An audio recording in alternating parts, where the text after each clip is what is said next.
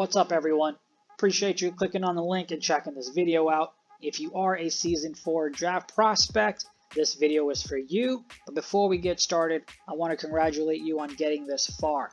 I know the grind hasn't been easy and the job's not done yet. You're in the interview phase, so I wanted to provide you with some interview tips and tricks so that you can put your best foot forward. This isn't a way for you to be fake because they'll go ahead and figure that out. This is just a framework that I would use if I was in your shoes, and you can now put your own pizzazz, your own twist to it, so you can showcase your true self and your best personality to the teams that you're hoping will call your name come draft day.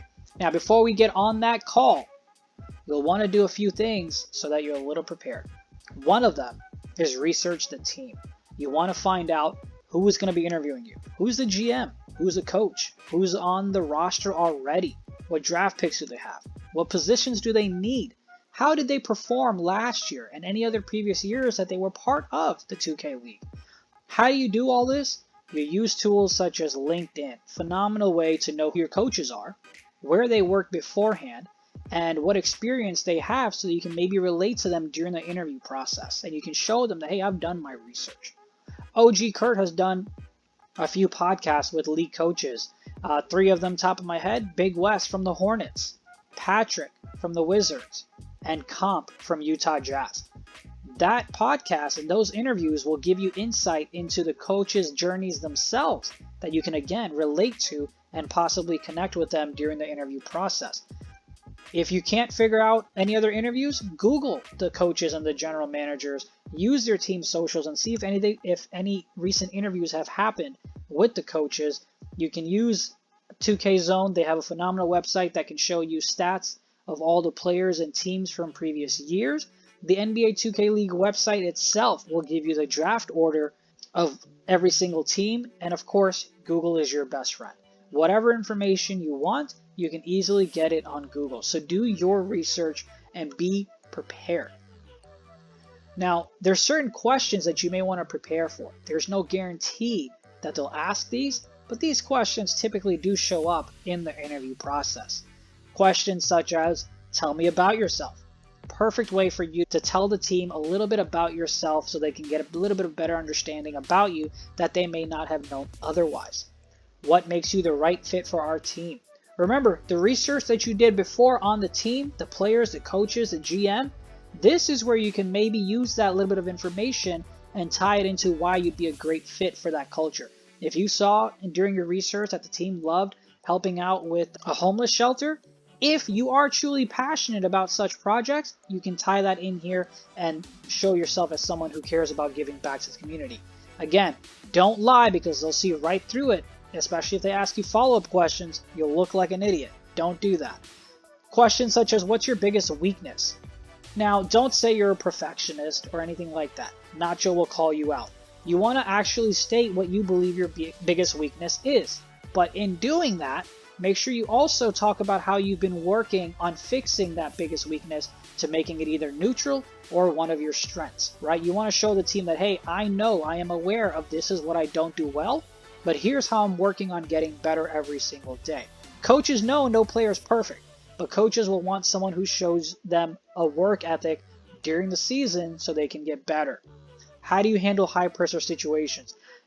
We'll talk more about better ways to answer what I call behavioral questions. We'll get that later on, but this is a question you might get, especially if you're playing on stage in front of your opponent, screaming in front of you for thousands of dollars. Lastly, do you have any questions for us? This is where you want to have questions ready for them. Show them that you did your research and show them that you're interested to know more about the team. It's time for now you to get some insight on what it's like to play for them. Don't ask about money, don't ask about compensation or anything like that. One of my favorite questions to ask, and it really does give me insight, is what's something a successful player on your roster does that separates them from the best? This gives you insight on this is the type of character that coaches will look for, and you can utilize some of your answers during the interview process later on if you get a second interview to gain more insight. And it also shows coaches that, hey, you want to know what made them good, what made them great. All right, hopefully teams are interested in you based on your gameplay, your personality, and also how your previous interview went, they'll invite you to have a second round and maybe even a third round interview. There are a different set of questions that you're going to have to prepare for. You'll see some examples on the left-hand side in regards to what kind of traits you do like in a teammate, how do you handle high-pressure situations, and anything more where they'll kind of dive in a little bit deeper and get a little bit more under the hood, if you will. At the end, I'm sure they'll also ask you, do you have any questions for us? This pro tip gets a little tricky because it depends on how confident you feel and how you feel about the conversation that you just had with your next round interview. So it's a little bit of you got to feel it out and know how the interview went before you ask. But if I was in your shoes, I would probably feel comfortable asking, are there any concerns you have that would stop you from drafting me? I'd love to address them if possible. I would love for a coach, if he or she felt comfortable, to let me know that, hey, we're a little concerned about your defense when you're playing the 4. We're a little concerned about your content. We're a little concerned about your film breakdowns, so that I can have the opportunity to address those concerns and not just leave them unanswered, which may cause me to not get drafted. So again, it can work out, but you also want to be confident in knowing that that's a question that you're okay and it's appropriate for you to ask in that situation. So that's what I love to do. It may not be something that you like to do, but I did want to put it out there so that I can address any concerns and not leave anything to chance and make sure I take care of everything that I can take care of and control my controllables. Let's move on.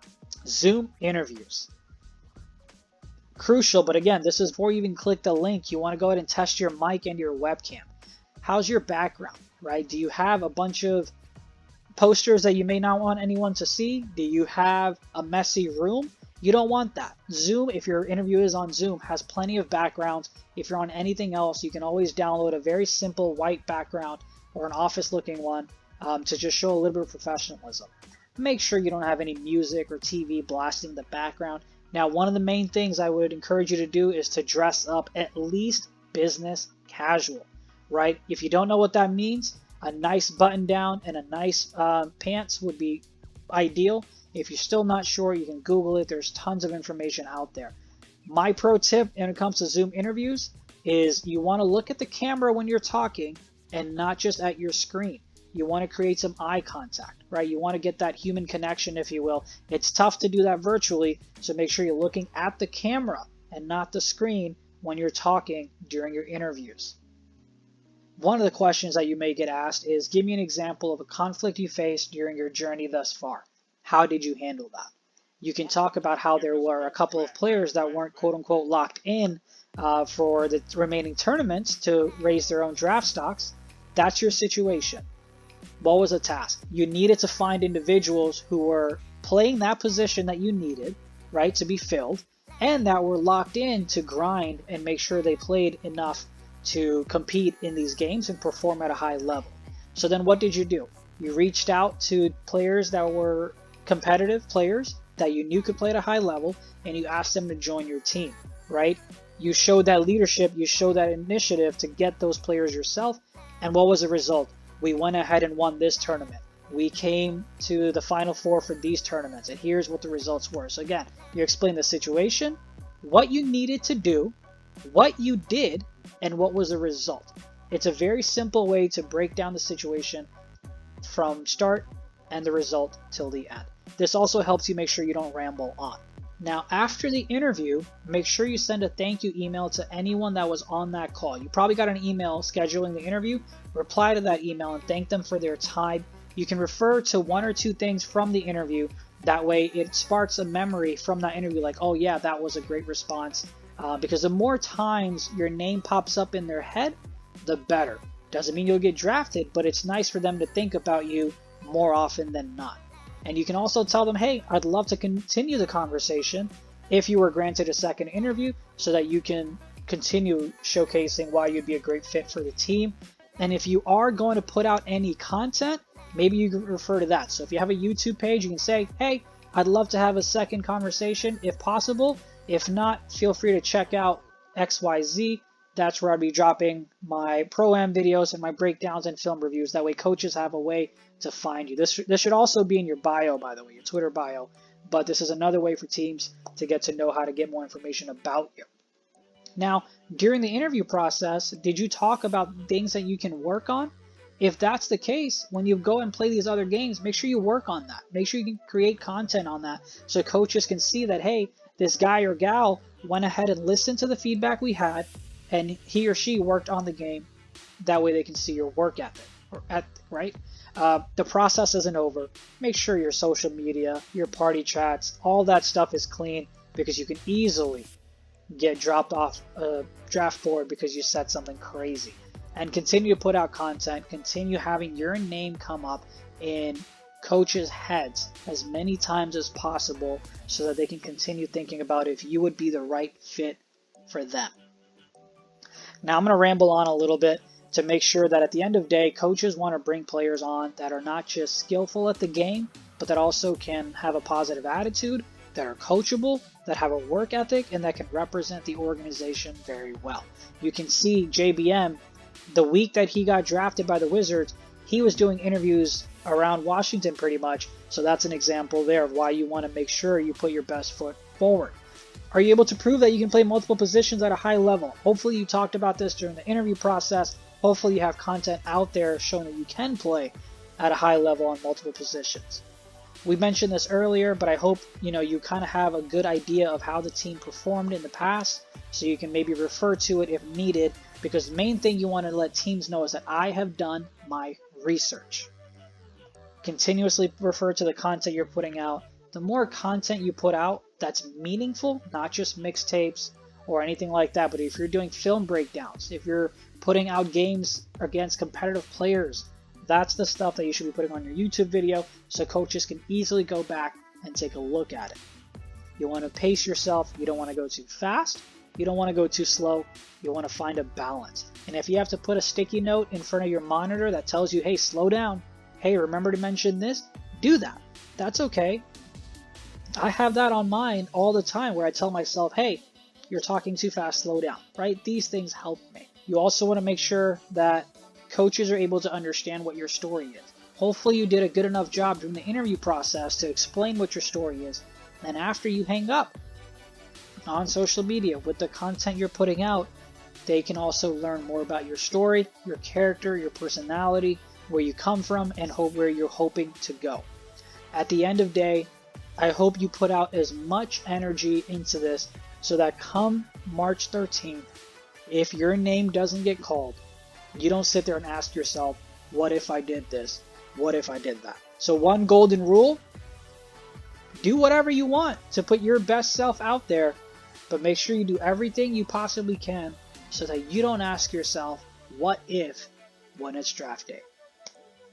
All that being said, congratulations again on making it this far.